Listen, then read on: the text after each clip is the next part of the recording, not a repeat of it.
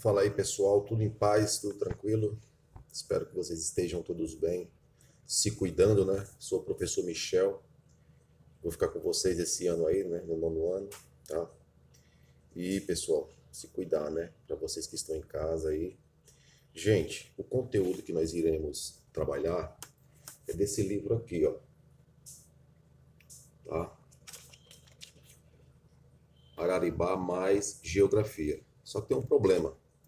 Qual é o problema? O problema é que não tem livro do nono ano para todos os alunos, tá? E o livro que está disponibilizado em PDF só é o livro do professor. Então tem as respostas, né, das perguntas, das possíveis perguntas que nós trabalharíamos, né? Ou que nós vamos trabalhar. Então o que foi que eu fiz?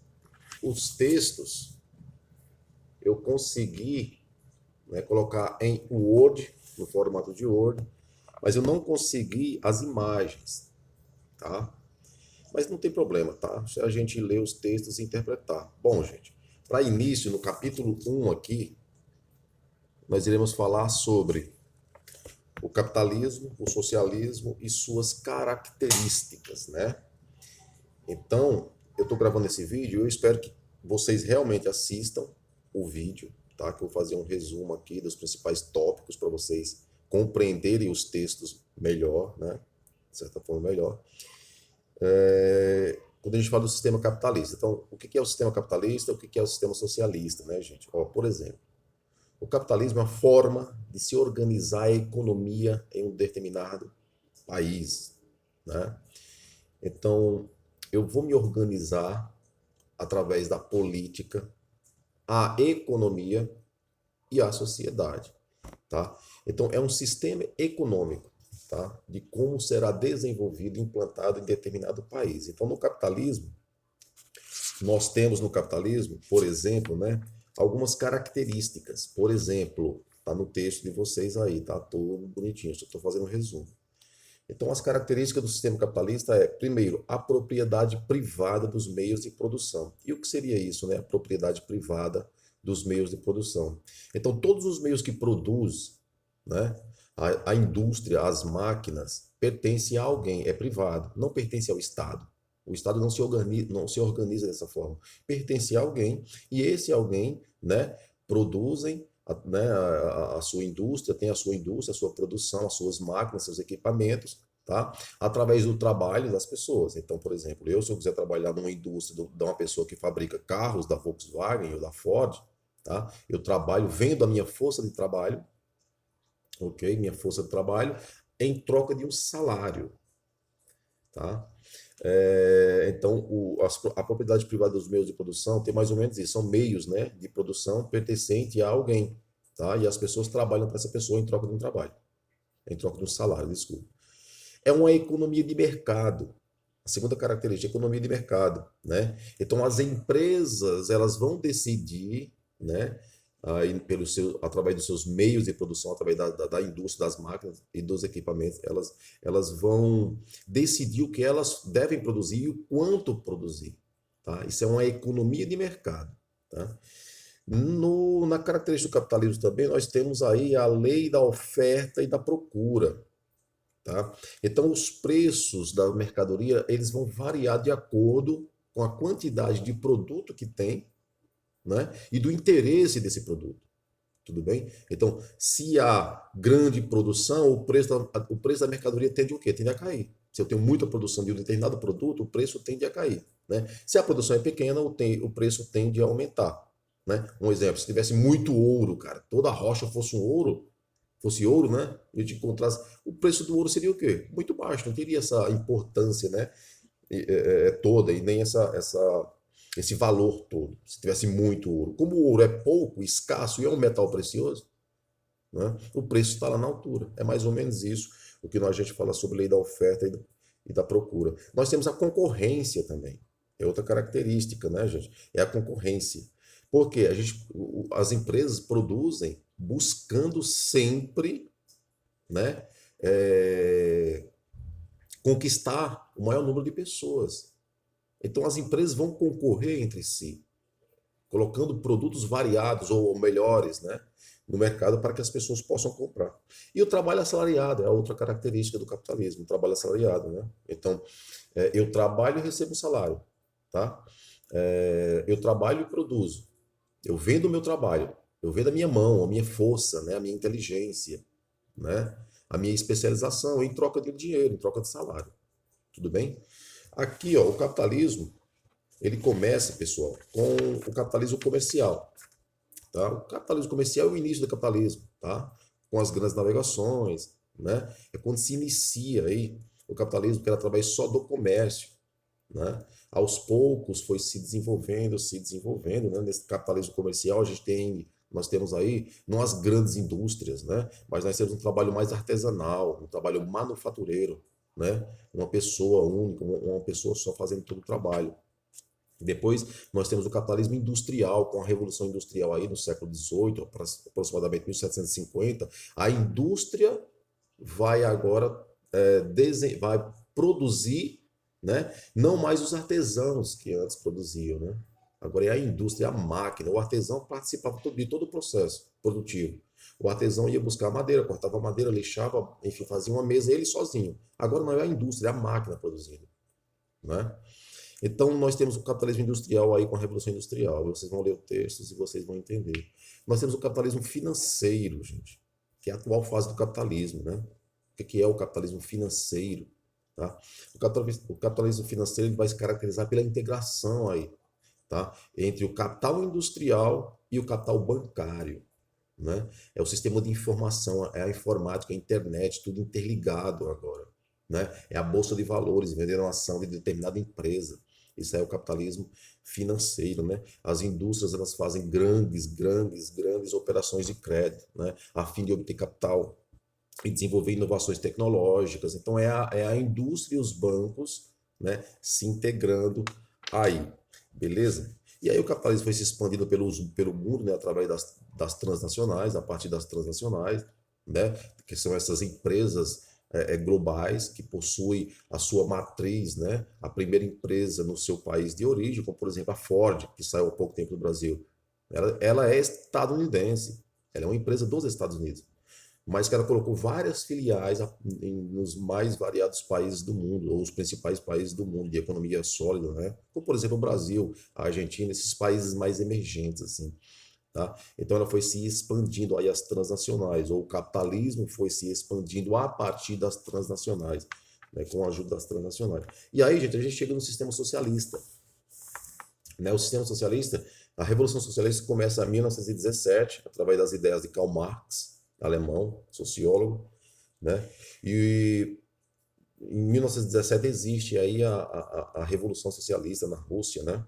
No Império Russo, tirando o czar ou o rei do poder e implantando esse modelo socialista, né, gente? Que tem algumas características também. É uma forma de organização diferente do capitalismo, tá? O capitalismo está mais preocupado em quê? Em que o Estado, ou seja, o presidente, né, os governantes, não interfira na economia, que a economia seja livre. No socialismo, não, é diferente totalmente. É o Estado que vai movimentar, desenvolver, criar, organizar todo o processo produtivo, toda a economia do país. Então, se lá no capitalismo, uma das características é a propriedade privada dos meios de produção, ou seja, se eu tiver capital, dinheiro, eu posso abrir uma empresa para mim, sei lá, de óculos, eu posso abrir. No sistema socialista, não. Todas as fábricas, todas as indústrias pertencem ao Estado, ao governante, ao país, ao povo. Pertence a todo mundo. Todo mundo é dono de tudo, teoricamente, né? A gente sabe que não é bem assim, né? Não se consolidou dessa forma.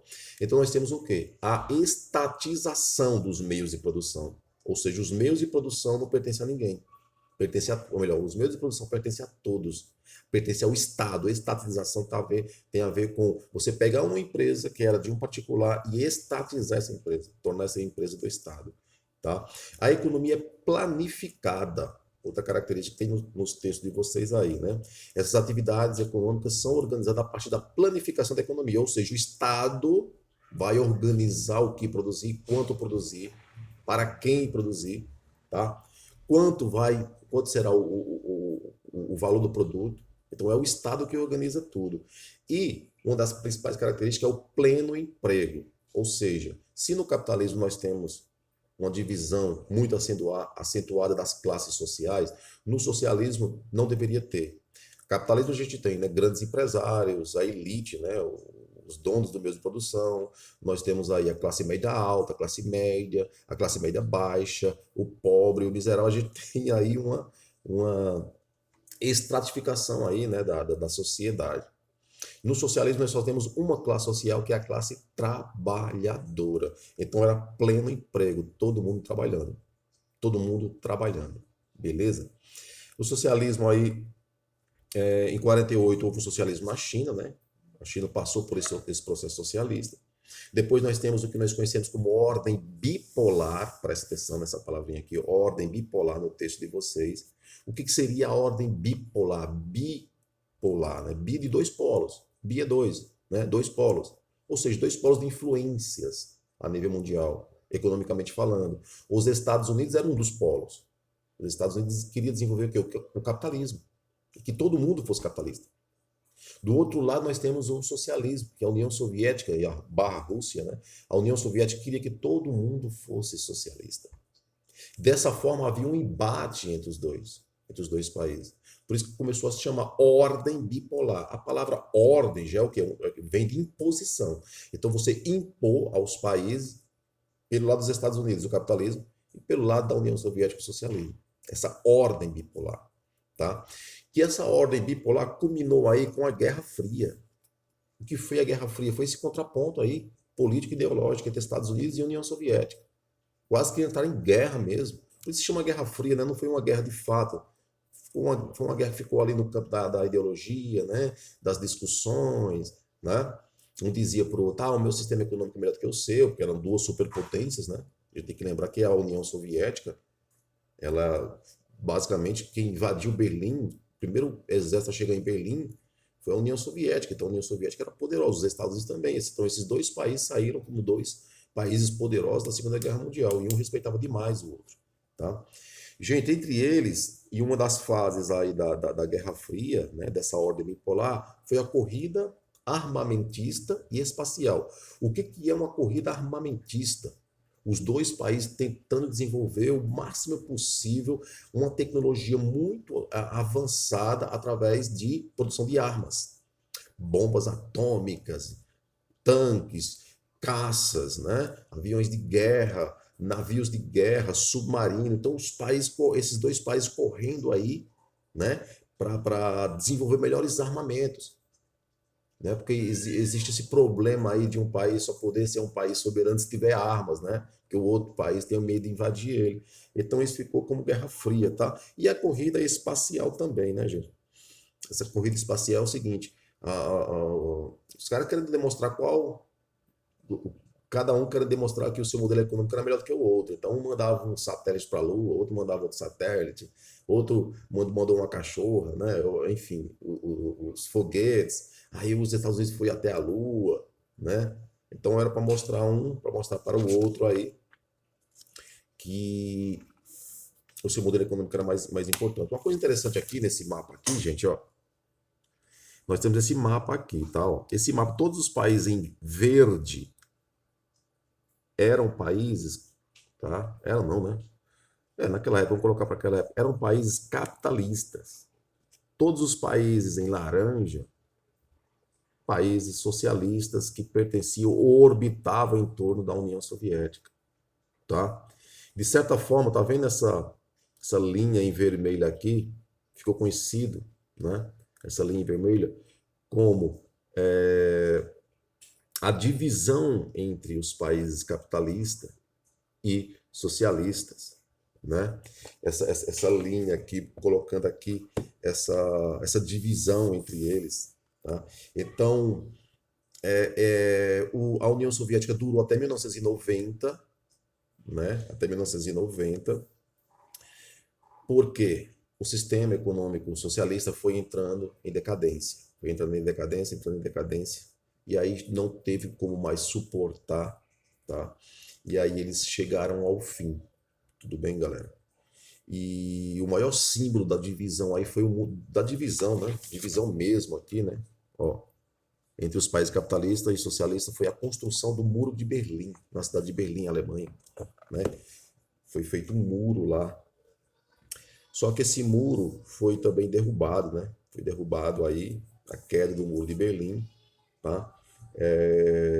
Em 1989. Tudo bem, começou a derrubar o Muro de Berlim e em 1991 acabou o socialismo e esses países aqui que eram socialistas, todos viraram agora capitalistas depois de 1991. Tá? Então esse vídeo aqui, um pouquinho até longo, eu queria que fosse menor, mas esse vídeo aqui é para vocês entenderem, lerem os textos e responderem as perguntas. Eu vou pedir para vocês lerem os textos, verem esse vídeo, gente, tá? Para responder a pergunta. Não pesquisem no YouTube, queiram aprender, tenham vontade de aprender. Tudo bem? Esta aula aqui é para 2 semanas, tá, gente? Esse módulo aqui é um módulo completo para 2 semanas. Valeu? Um abraço, fiquem com Deus e que essa pandemia acabe para a gente voltar. Tá junto aí, beleza? Tchau, tchau.